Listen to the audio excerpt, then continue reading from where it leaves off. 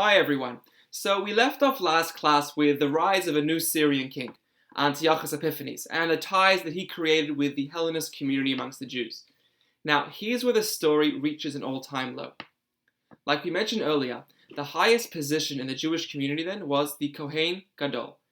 At that time, the Kohen Gadol, he was a man named Chonyo, who was an extremely pious and righteous individual, and he was a staunch opponent against the rise of Hellenism. Now, his brother was a Hellenist, whose name was originally Joshua, but then changed to Jason.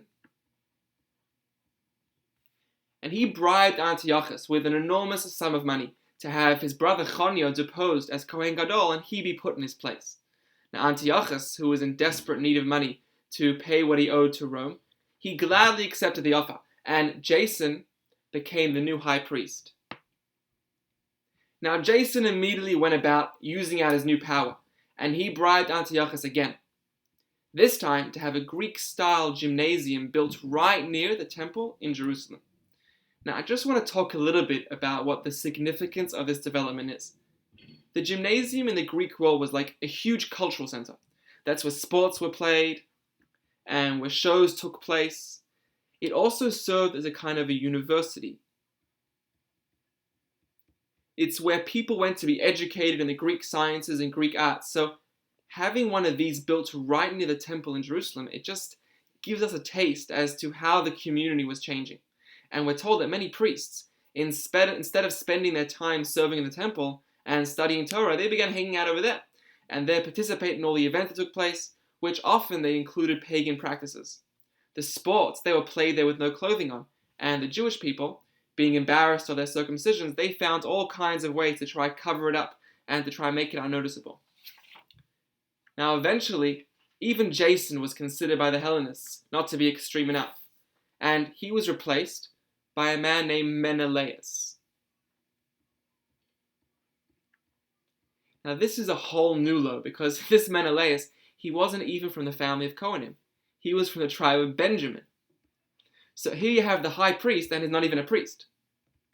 He was known to be an extremely cruel leader, and he abused his power to oppress the rabbis. And people who dared resist him, he just had them executed. He owed a huge sum of money to Antiochus for having him installed as Kohen Gadol, and when his money ran out, he'd steal golden vessels from the temple to pay back his dues. So it's against this backdrop and mood in the Jewish community that the story of Chanukah really begins. In the year 169 BCE, Antiochus decides that it's time to do away with the Jewish religion altogether, and he sends a delegation to Israel to enforce a bunch of new rules. From now on, he says, firstly, Jews may not circumcise their children. Jews may not observe Shabbat or any of the festivals. The laws of kosher may no longer be kept. He had all the copies of the Sefer Torah burnt so that Jews will no longer study Torah. And he said the sacrifices in the temple must stop. So no more sacrifices, and instead an idol of Zeus Olympus is erected on top of the altar in the temple. And the temple is basically converted into a place of pagan worship. We're told that on the 15th day of Kislev of that year, a pig was offered on the altar, and that many altars were set up all over the country for pagan offerings. So the temple was basically under Greek control and was being run by the Hellenistic Menelaus. He had Greek officers sent all over the country to enforce these rules and to oppress and persecute the Jewish people. I think it's time we're introduced to the heroes of the Chanukah story, Matisyahu and his 5 sons. Matisyahu was a priest, and after seeing all that was going on in Jerusalem and what was happening to the temple, he decided to move away with his family to a small village called Modi'in, which was approximately 10 miles away from Jerusalem. Now the story goes about Matisyahu that a Greek officer came in Modi'in and set up an altar in the middle of town. When all the townspeople gathered, he called on Matisyahu, who was the leader of the community, to come and offer a pig on the altar. Now Matisyahu obviously refused, and when a different Jew stepped up to make the offering, Matisyahu went ahead and he slayed both the Jew and the Greek officer who was standing there. He gathered then a group of dedicated Jews and they fled to the mountains, where they'd be able to keep the laws of the Torah without being controlled by the Greeks.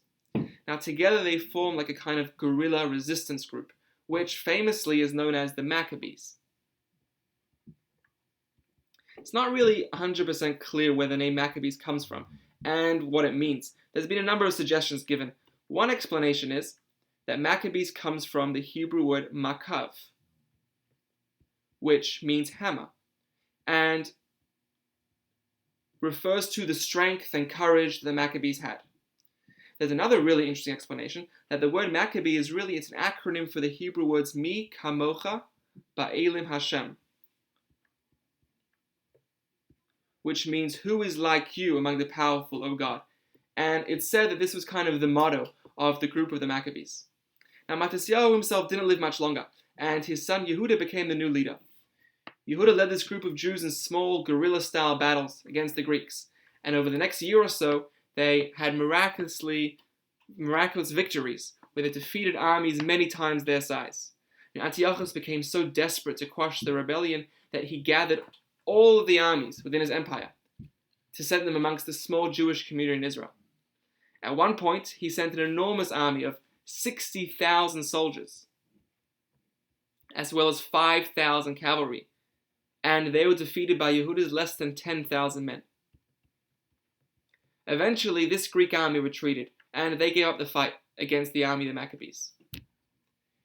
In the next class, we'll have a little bit of a look at what happened next when the Jews returned to Jerusalem, returned to the temple, and we'll see what they find over there and what happened.